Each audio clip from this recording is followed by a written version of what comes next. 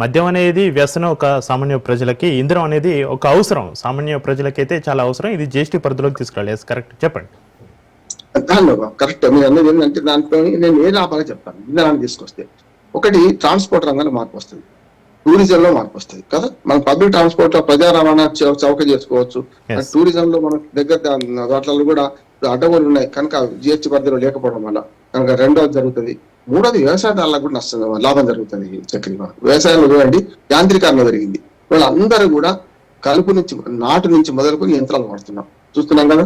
ప్రతి దానిలో కూడా యంత్రాలు పడుతున్నాం, ట్రాక్టర్లు రకరకాలు వాడుతున్నాం.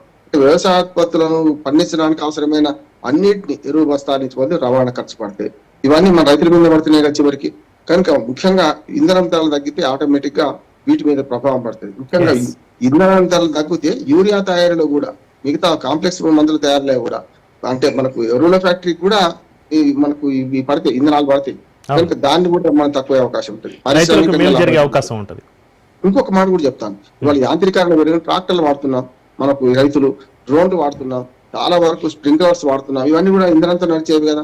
దాంతో పాటు పండిన ఉత్పత్తులను రవాణా చేయడం కూడా, ఉల్లిగడ్డలు పండించినాం, మార్కెట్ రవాణా కాలం, మళ్ళీ మార్కెట్ నుంచి మళ్ళీ పట్టణాలకు గ్రామాలకు మళ్ళీ వెనక్కి వస్తున్నాయి. అంటే 2-3 సార్లు ట్రాన్స్పోర్ట్ అవుతాయి. అంటే వినియోగదారునికి వచ్చే వరకల్లా కనీసం 5 అంచెలు మారుతాయి. 5 అంచెలలో రవాణా చేస్తున్నాం కదా మనమైతే. కూరగాయలని కానీ, మనకు ధాన్యాన్ని కానీ, లేకుంటే ఇతరత్ర సరుకుల్ని కానీ, ఇవన్నీ కూడా ధరలు తగ్గే అవకాశం ఉంటుంది. ఇప్పుడే ధరలు తక్కువయ్యి 5% తగ్గించడం వల్ల కొన్ని చాలా వరకు ఆహార ధాన్యాలు వీటి మీద మనకు చాలా వరకు పాల ఉత్పత్తుల మీద కూడా 5% తగ్గించారు. హోటళ్లు మనకు పరిశ్రమ కూడా బాగుపడుతుంది. దీంతో పాటు నేను ఒక ఇంధన ధరలను కనుక ఇందులోకి తీసుకొని వస్తే, మద్యం ధరలు వద్దు, ఇంధన ధరలను తీసుకొని వస్తే లాభం అవుతుంది. కానీ ప్రధాన అవరోధం ఏంటంటే ఈ ఇంధనం మీదనే చాలా వరకు ధనం సంపాదించుకుంటున్నాయి కేంద్ర రాష్ట్ర ప్రభుత్వాలు ఇద్దరు కూడా. కేంద్ర ప్రభుత్వం ముఖ్యంగా మీరు చూడండి, మనకు యానాం ఉంది, మనకు ఆంధ్రప్రదేశ్ లో భాగంగా ఉంటది, కానీ అది యానాం అనేది వేరే రాష్ట్రం కిందకి వస్తుంది. అక్కడ కేంద్ర ప్రభుత్వం ఉన్నది. కేంద్ర ప్రభుత్వం మనకు కేంద్ర పాలిత ప్రాంతం కనుక మనకున్న వాడికి 20 రూపాయలు తేడా ఉంది ఇంధనాల్లో. ఏది పెట్రోల్ కానీ డీజిల్ కానీ పక్కనే మనకు మన అమలాపురం పక్కనే ఉన్న యానంలో. అట్లా కేంద్ర పాలిత ప్రాంతాలన్నింటిలో 20 నుంచి 30 రూపాయలు మనకు మామూలు రాష్ట్ర ప్రభుత్వాల పనులు ఉంటాయి, అక్కడ ఓన్లీ కేంద్ర ప్రభుత్వం పనులు ఉంటాయి.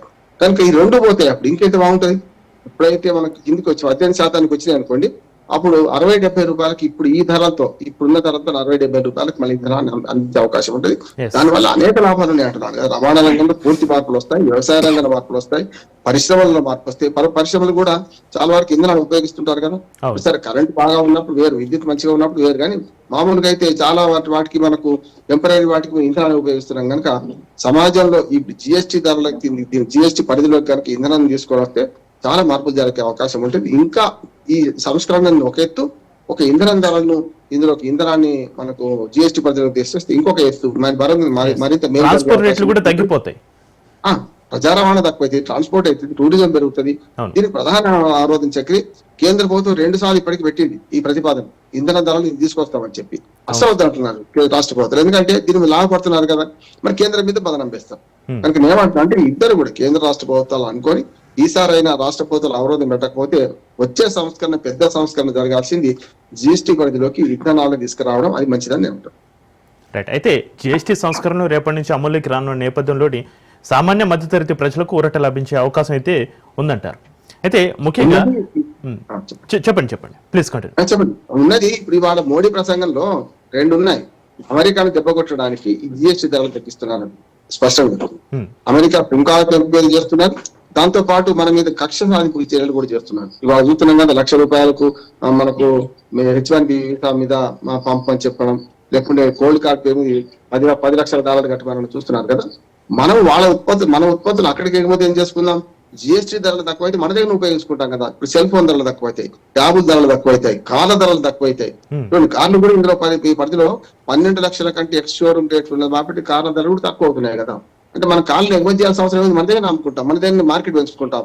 అందుకని ఒక మాట అన్నారు, అమెరికా సలహాదారు అయినా అవమానకరంగా మాట్లాడారు మన ఇండియా గురించి.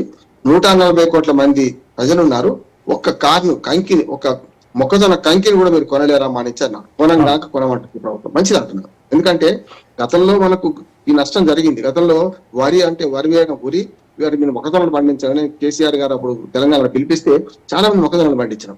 తీరా ఏమైంది, మొక్కజొన్నలు పండిన తర్వాత కేంద్ర ప్రభుత్వం అప్పుడు 2016-17 అనుకుంటాం, కేంద్ర ప్రభుత్వం ఏం చేసిందంటే మొక్కజొన్నలు దిగుమతి చేసుకుంది. దుర్మార్గం కదా. మన దగ్గర లేనప్పుడు దిగుమతి చేసుకోవడం వేరు, మన దగ్గర పంట పండినప్పుడు లేదు. అప్పుడు రేట్లు పడిపోయింది, మొక్కజొన్న ధరలు 600-700కు క్వింటాలు పడిపోయింది. ఆ తర్వాత మళ్ళీ ఆ తప్పు చేయలేదు కనుక ఇప్పుడు 2000-2500 మధ్యన ఉన్నది క్వింటాల్ ధర. అందుకని అమెరికా ప్లాన్ ఏంటంటే ఇవన్నిటికన్నా రష్యా ఇంధనం తెప్పించుకుంటున్నారు, రష్యాతో ఆయుధాలు కొంటున్నాయని బయటకు వచ్చే బహానా మాత్రమే, బయట చెప్పే మాట వాళ్ళు. కానీ వాళ్ళకి ఏంటంటే అమెరికా నుంచి అంటే మనం వ్యవసాయ ఉత్పత్తులు కొనాలంట, ముఖ్యంగా పాల ఉత్పత్తులు, మొక్కజొన్న కంకులు కూడా కొనాలంట మనం. అక్కడ సబ్సిడీలు ఎక్కువ కనుక అమెరికాలో మనం బాగా ఏడుస్తాం, రైతులకి సబ్సిడీ ఇస్తే, రైతు బంధు, రైతు భరోసాలు పెడితే అనవసరం అంటున్నాం. కానీ మనం ఇచ్చేదానికన్నా 10 రెట్లు ఎక్కువ ఇస్తున్నారు అమెరికాలో రైతులకు సబ్సిడీలు ఇచ్చేదాన్ని.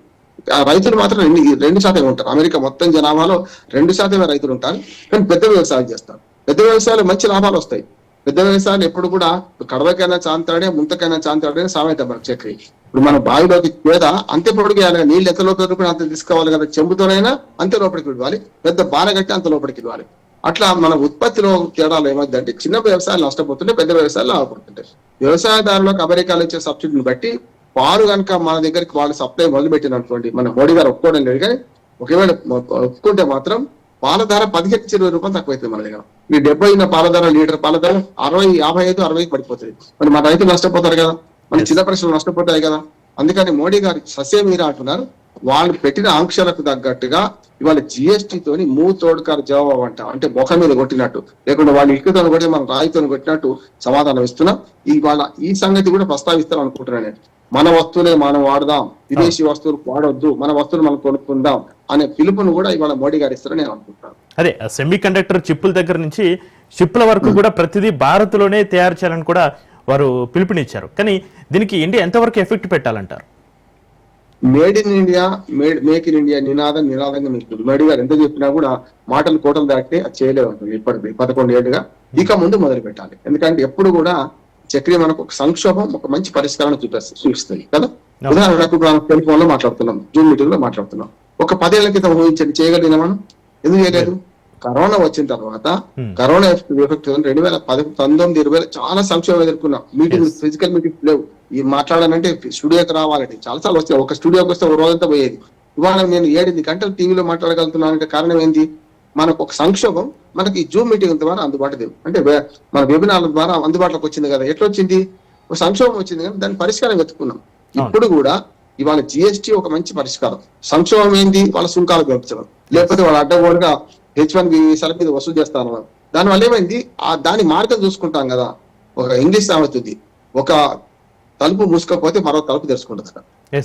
సమస్యలతోనే పరిష్కార మార్గం కూడా మనం చూసుకోవాలి. కిటికీని బద్దలు కొట్టుకుని పోతాం, లేకపోతే గోడ తవ్వి బయటకు వెళ్తాం.